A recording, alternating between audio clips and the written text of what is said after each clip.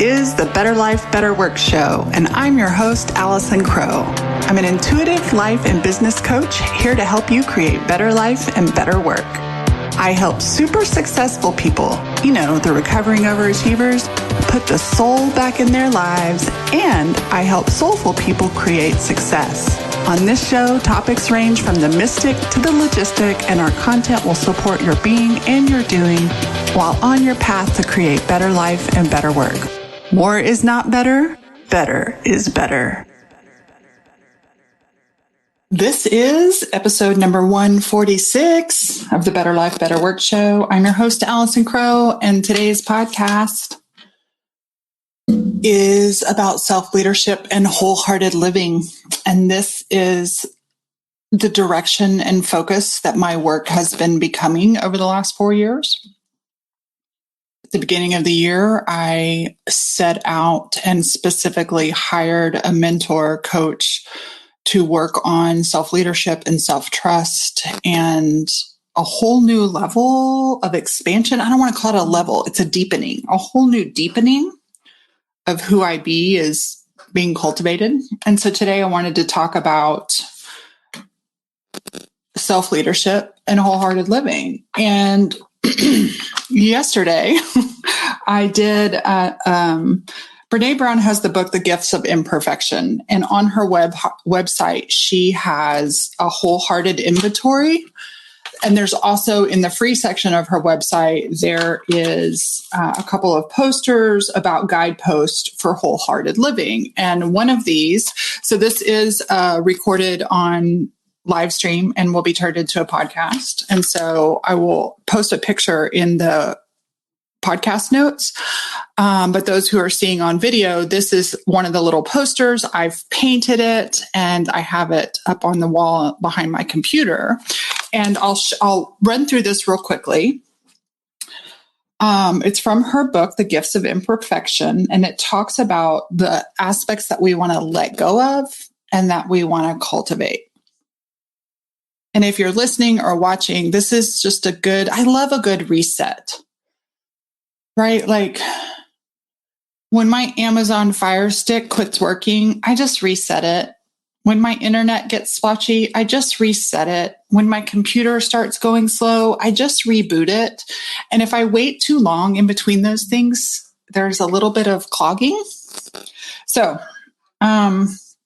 she talks about letting go of what people think and cultivating authenticity, letting go of perfectionism and cultivating self-compassion, letting go of numbing and powerlessness and cultivating a resilient spirit, letting go of scarcity and fear of the dark and cultivating gratitude and joy, letting go of the need for certainty and cultivating intuition and trusting faith, which I noticed that she took off the wholehearted inventory and she explains on that.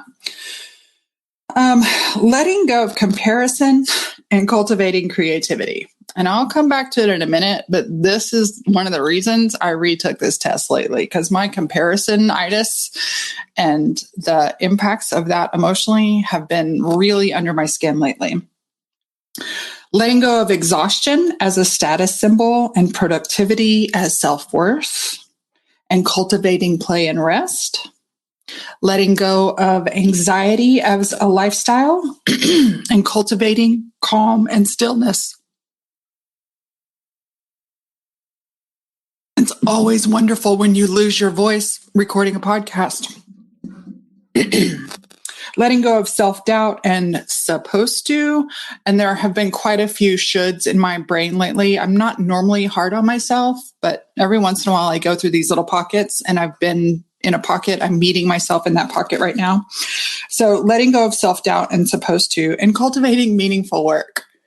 And I think that's exactly why I have been tender in the comparison and doubt, is because I am in a new phase of cultivating my meaningful work. Being cool and always in control, letting go of that, and cultivating laughter, song, and dance. And so when I did my wholehearted inventory, now this is just done in a snapshot. I've done it before, but I knew that I was going to be going into a deep coaching session with my coach yesterday, wanting to talk about some of the places that were taking me out of emotional regulation, taking me out of my true self-leadership. And so I decided to do this just for myself. I know watching this, you can't see what it says, but you can see that there are a couple that are really low. And so when you take this wholehearted inventory, it's free. She doesn't even keep you can have it mailed to you, but it doesn't put you on her list or anything. And so letting go of what people think, cultivating authenticity, doing pretty well there. Perfectionism, doing pretty well. Numbingness and powerless, doing pretty well. I do probably hit the Amazon button a little too much. Let's be real. Scarcity, this says I'm doing well. And I don't think there's just been a little layer of scarcity. And I think anytime we go through an expansion and evolution, I think it's normal for scarcity and doubt to flare up. And I am so grateful for the flare-ups, because when I don't bowl over them, when you don't bowl over them, when we meet our scarcity with love and tenderness, and we really tap into why and what's going on, when we meet our comparison with love and tenderness, there's opportunity for serious whole body healing and embodiment of that which we're cultivating. And that's one of the things I've really been working on in my journey, and I want to encourage you to work on. I have been self-employed for 17 years. I've been coaching for 15 years, 15 and a half years now. And the embodiment piece, like so much of that was from the neck up, and intelligence and not really knowing how to feel. And I've really been working into taking these things that I cultivate into my whole body. It's a whole nother podcast, but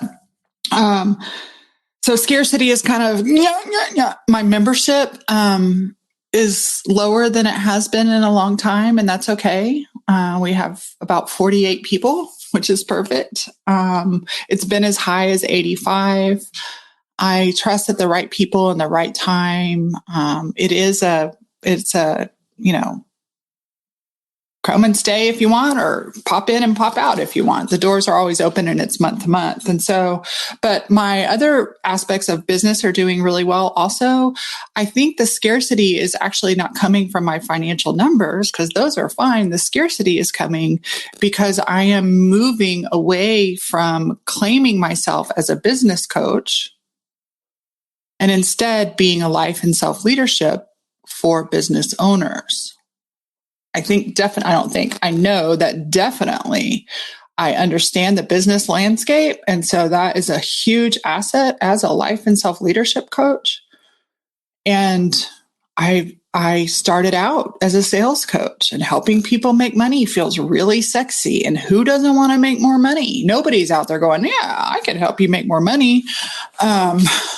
Nobody's saying they don't want that, right? Like most people really want that. And so I've always had business coaching as a part of my coaching, and I certainly enjoy it, but it's evolving. And what I'm called to do, like I can feel it deep in my body. I can feel it deep in my hips. I can feel it deep in my chest. I can feel my feet rooting into the ground, is this self-leadership, wholehearted living, and helping business owners with this. And so that is triggering a little bit of scarcity, like, oh, if I walk away from this, right? Because think about it, in marketing, like, who wants to come do this hard, deep inner work? No one. Everybody wants the shiny objects and the feel good, right? But who really wants to go down to the depths of their soul?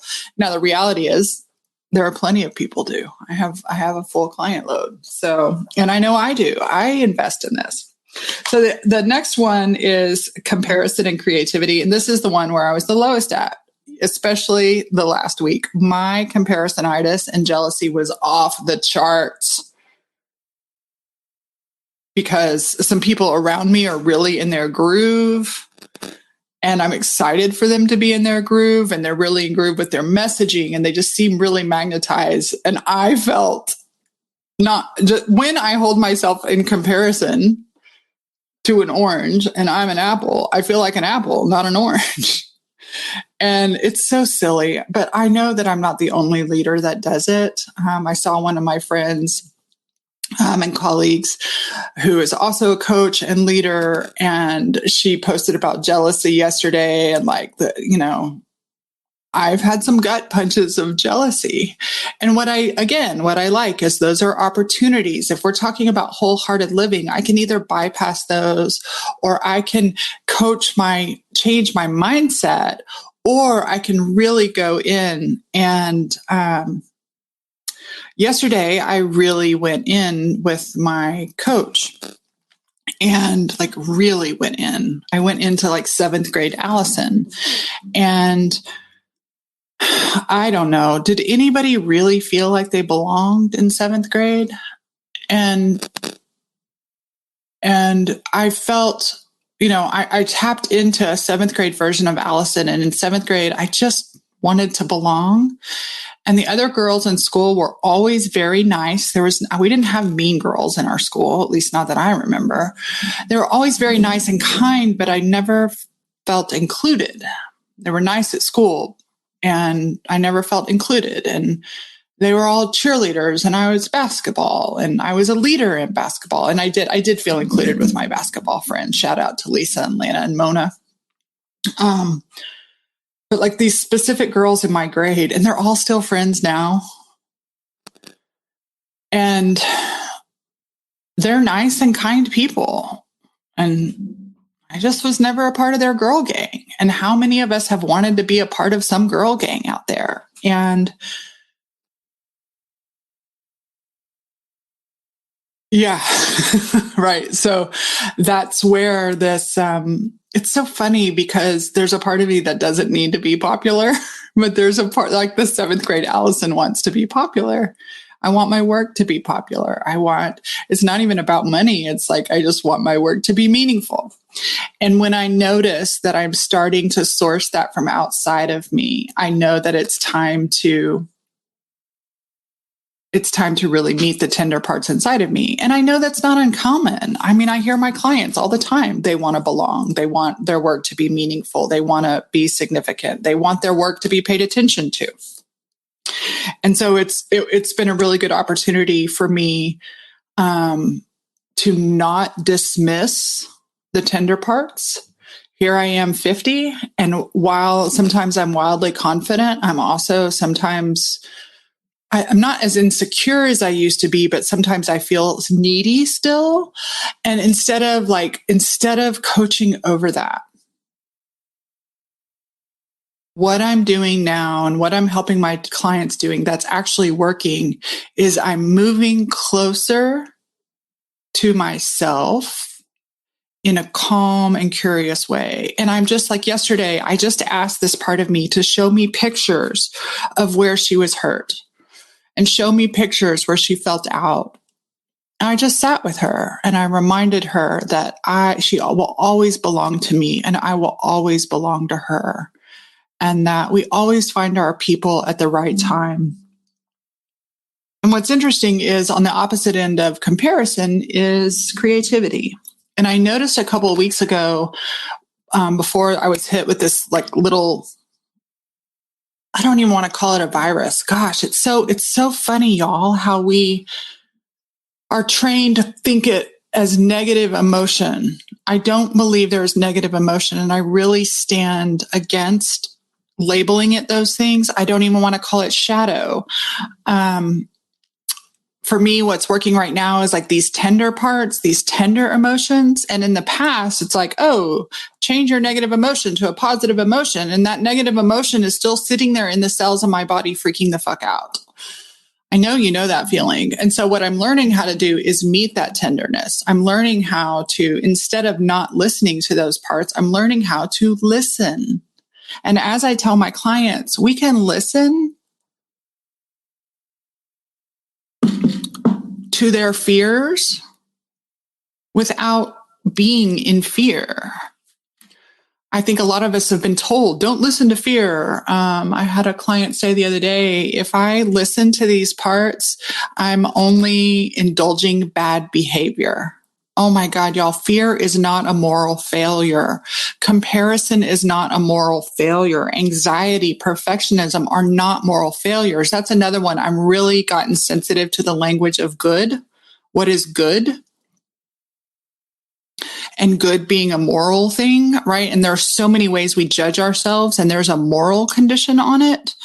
I don't think any of you guys are waking up and killing people and cats, and, you're not behaving amorally, right? But part of our systems have told us that we're going to hell if we're not good, or we're not good enough, this whole thing. So I'm really noticing these tender parts, right? And as I sit with them, instead of jumping over the comparison and forcing myself into creativity and self-trust, I'm noticing that I am actually embodying self-trust by meeting the sweet seventh grader that wanted Taylor White to love her, and he loved Amy Walker. I'm noticing the sweet seventh grader who really liked herself and just wanted to be liked, right? Like, just sitting with her, I had a vision of her yesterday in front of the mirror, and she didn't really like her haircut, but she wasn't real hard on herself. She just wanted to be included with other people. And instead of telling her how she is included, I just sat with her and held her. And as I sat and held her, she softened up. That's what self-leadership is. That's what wholehearted living is. Wholehearted living is not hashtag living my best life. Living my best life is meeting all these parts of myself. And then when I am out there in the world or in here taking a nap, my whole being is in it. I don't have to shove these parts in the closet. And so, yeah, the comparison stuff, and it's fun. The other thing is, when I talk about and listen to my parts that are struggling with jealousy and comparison, then what happens is, instead of getting into more comparison, like they say, what you focus on expands. I call bullshit on that. What you ignore expands. I definitely, what we focus on, we can cultivate. But when I listen to my fears and my comparison and my small self and my littles inside of me, what they do is they end up appreciating me for paying attention, and they relax into that which I desire to cultivate. And so actually what happens as I sit and meet with these parts, and I say, well, if you didn't have to protect me, do this with clients too, but if you didn't have to protect me, if you didn't have to make sure we would belong, what would you want to do? I would want to paint. Oh, so they would want to be creative. I would want to focus on our work. I would want to, right? I would want to focus our work. And so there's a difference there. Sometimes I wish I could show you,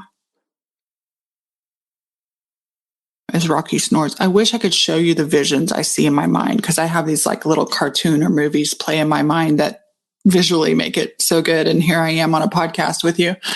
But there's like two paths, and everybody, I get it. We all want to jump over the difficult parts. And what I find when we jump over the difficult parts, we end up back at the same place over and over. And that's not a moral failure either, right? That's not a moral failure either.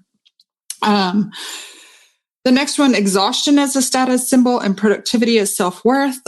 Dude, I'm doing okay on that. I've got a lot of rest. I do really well on rest, but I could definitely use a little bit more play.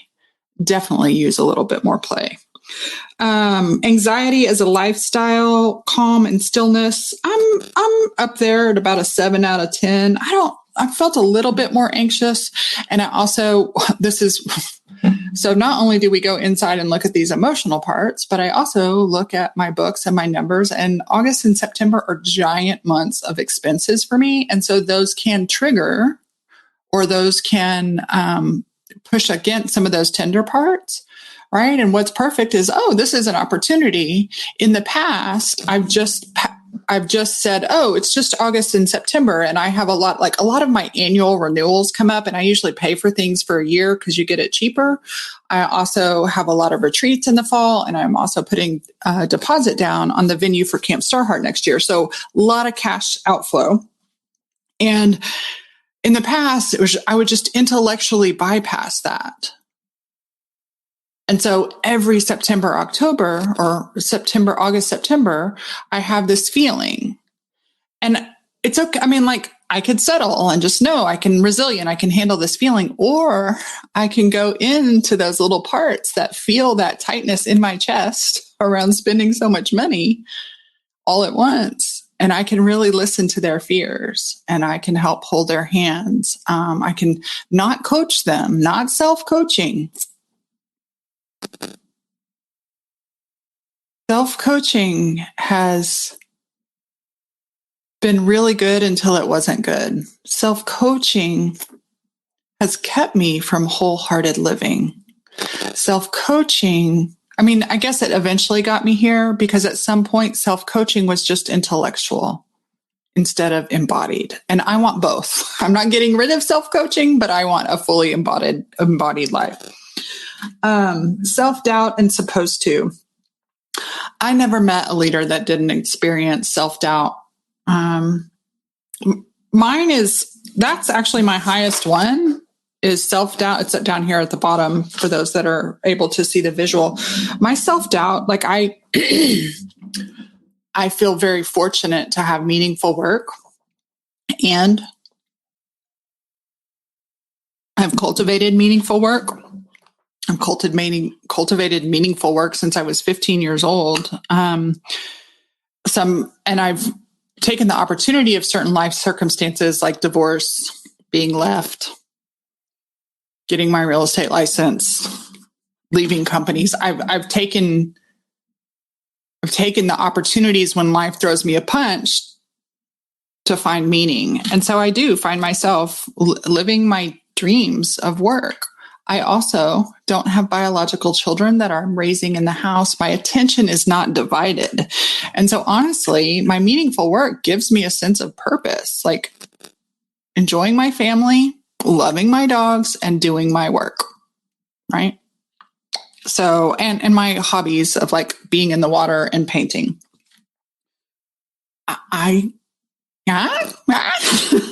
So that one feels really good, but I do get, even around meaningful work, I'm formulating a podcast of all the things I've been told I should do or shouldn't do as a leader. And I did a post about that the other day. Like, someone was like, "You're too soft."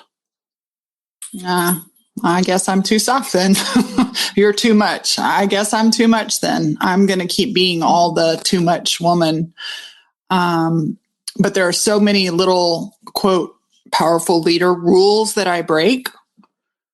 And I can see why people do those things, and that's not my way of being. That's not my way of being. Like, one of them is, don't interact with your clients on social media. What? Because then you're more, like, it's like playing hard to get. No, that's just silly. Another one is, another one of those, like, I grew up, I went to a small private school that was college prep school. And so they taught us to research. And then I went to University of Texas for undergraduate and graduate. That's a research school. And so I just grew up giving credit, learning to give credit. And, I've also been told, or it's been modeled to me, to never give credit, never talk about who your coaches are because it seems less powerful.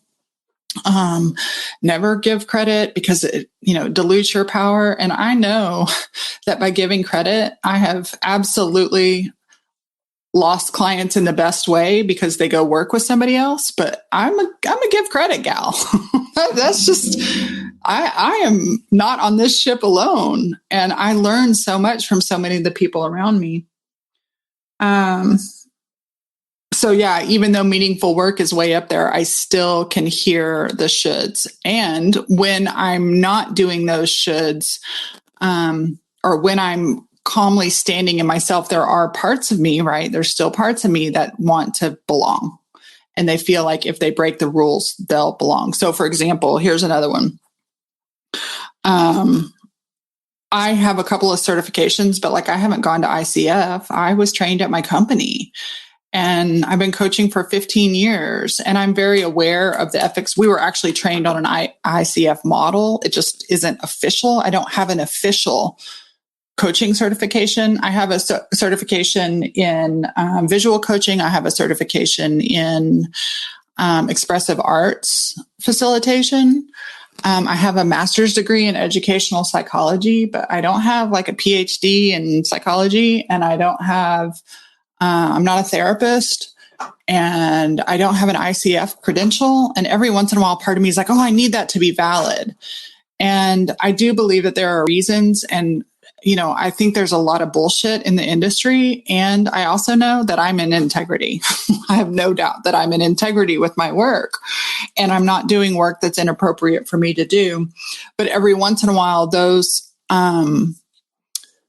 little, there's another little tender part in there, right? That keeps me from wholehearted living. And I would call that performative living.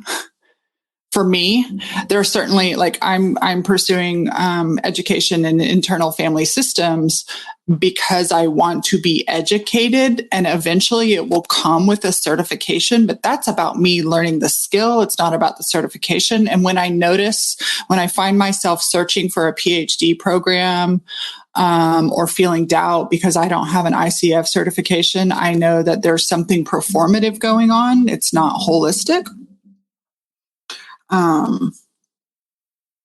Being cool and always in control ain't cool. Ain't cool. Laughter, song, and dance is the cultivating for that. And I definitely have the laughter, but what's funny is I really can see where I need more of the singing and dancing. I would call it singing, dancing, and swimming, but I get afraid to cut loose sometimes, y'all. I'm as goofy as I can be when it comes to song and dance. I like, there's parts of me that want to belong, so I don't sing and dance. I am clear on and committed to my values, and I'll go back to that all day long. And I love, she adds in this, the daring values from the Daring Way, and my values are always present. I have them written up on the wall. They are guideposts for me. I have a values clarification exercise at AllisonCrow.com. It's over on the far right. Can't remember the actual link right now. If you want to do your values, I go through my values at least twice a year. I write a lot of my content from my values. And I make choices and decisions around there. So what I love about combining this guidepost for wholehearted living and this inventory, even though Brene Brown is not like I don't know if she's in the IFS world. She doesn't really talk about it. This is Brene Brown's work. It's so congruent with what I'm doing with internal family systems and self-leadership. And so when I say self-leadership, not only in the outworld context, I'm talking about the way I lead myself, the way I lead my tender parts, the way I lead my managerial kick-ass parts, the way I lead my emotions, the way I lead my body. And what I love is that yesterday I was feeling wobbly. Actually, a couple times this week I was feeling wobbly. And as I slow down, and so if you're feeling wobbly, just slow down and check back in. Check in with below your head. Our sweet intellects.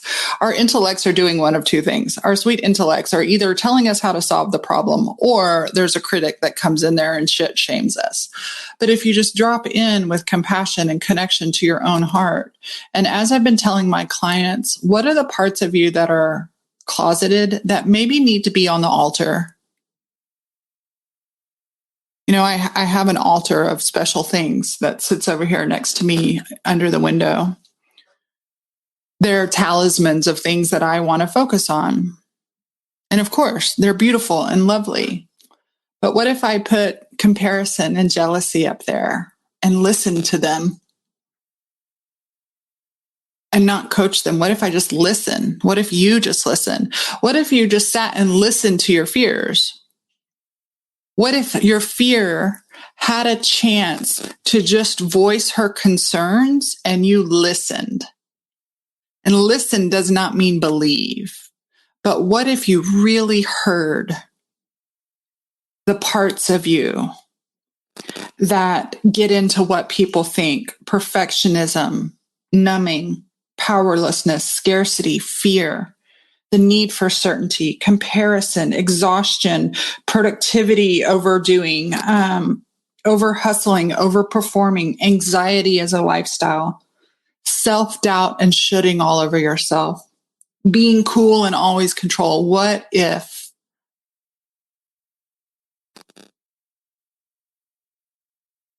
Brene says letting go of? I don't want to let go of those. I want to nurture. I want to listen to those and nurture them. That's how I cultivate, right? So you can't cultivate something if you don't have a seed. And what if these aren't negative emotions? They may cause difficult feelings, but what if they are seed opportunities to cultivate something? I have a bowl right now.